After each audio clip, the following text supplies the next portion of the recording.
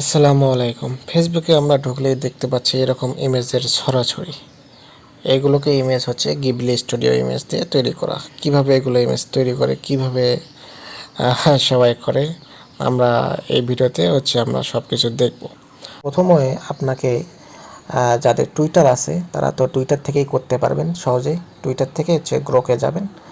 আর Grok যাদের Twitter নাই, মনে হচ্ছে টুইটার নাই, যাদের ফোনে টুইটার নেই তারা প্লে স্টোরে গিয়ে গ্রোক লিখে সার্চ করবেন, গ্রোক অ্যাপসটা ডাউনলোড করে নেবেন। তারপর গ্রোক অ্যাপস ডাউনলোড করার পর এখান থেকে যে কোনো একটা ইমেজ সিলেক্ট করবেন। এখানে ধরেন আমি এই ইমেজটা সিলেক্ট করলাম, এবং আমি লিখলাম যে কনভার্ট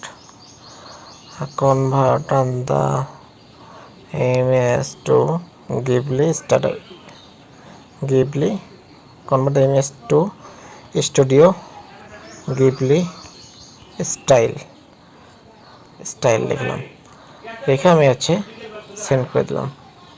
আচ্ছা, দেখেন আমার এই ইমেজটা গিবলি স্টুডিওর মতো করে দেবে। কোরকে কি খবর? আচ্ছা দেখেন আমাদের কোরকে কিন্তু দিয়ে দিয়েছে দুইটা ইমেজ। তো এইভাবে আমরা এইরকম ইমেজগুলো ক্রিয়েট করতে পারবো। চ্যাটজিপিটি থেকেও কিন্তু বেটার কোয়ালিটির ইমেজ জেনারেট করতে পারি। গোরকের থেকেও চ্যাটজিপিটির ইমেজটা একটু বেটার কোয়ালিটি আসে।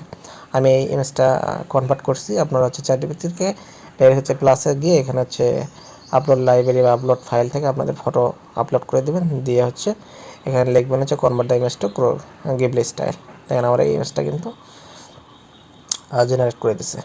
তারপর জেনারেট হয়ে গেলে ডাইরেক্ট আপনারা এখান থেকে সেভ করতে পারবেন। এখান থেকে ডাইরেক্ট সেভ করে নেবেন বা ডাউনলোড করে নেবেন।